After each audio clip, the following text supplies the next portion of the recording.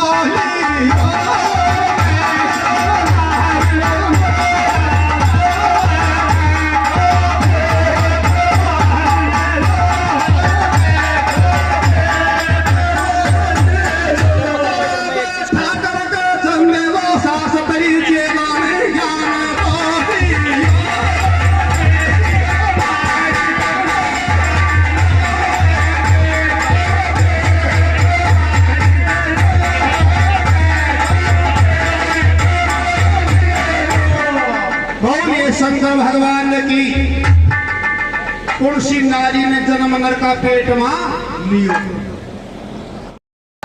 रुपया दे गयो बाबा पीर के कहते सुनो 11 देख है बंगड़ी नारी दो ही डोले बंगड़ो छोटे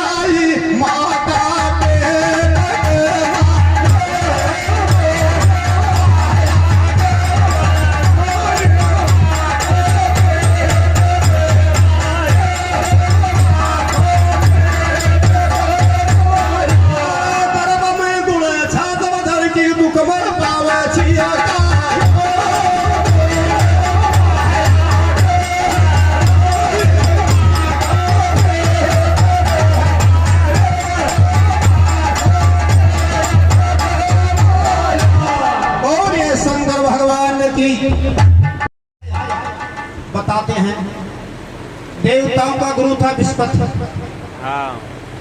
और दैत्यों का गुरु था शुक्राचार्य। ठाक नहीं था।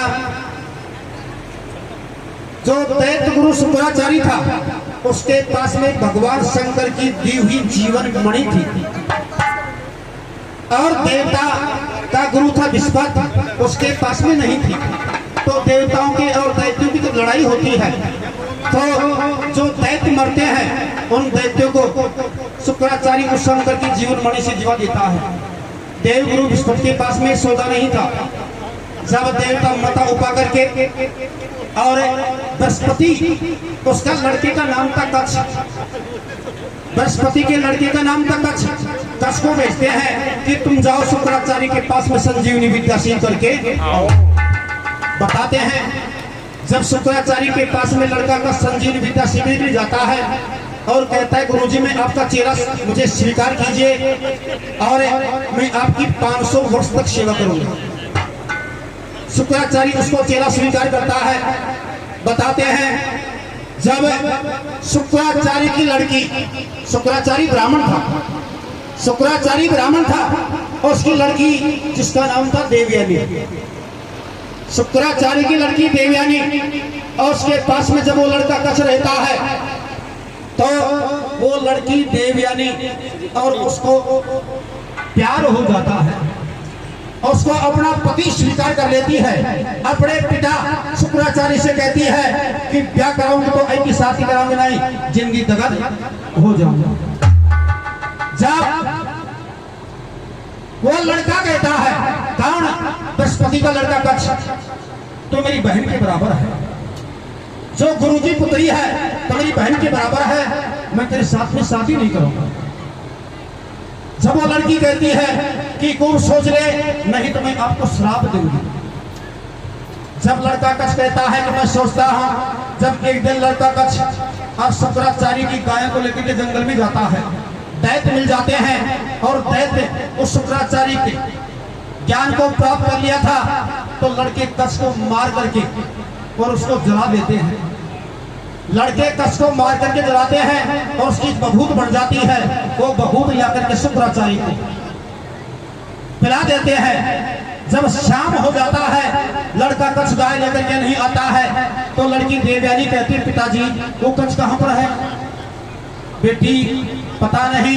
जब काशी पहन चल जाता है, जब भी गाय लेकर के नहीं आता है तो शुक्राचार्य वही संजीवनी विद्या का स्मरण करता है। शुक्राचार्य संजीवनी विद्या का स्मरण करता है तो शुक्राचार्य की बेटी देवयानी उस कच्छ को पति मान चुकी थी और वो लड़का शुक्राचार्य के पेट में बोलता है। शुक्राचार्य के पेट में वो लड़का कच्छ बोलता है, लड़की देवयानी उसको पति मान चुकी थी। जब कहा था और लड़की नहीं तो ही डोले बंदरो पेट गए।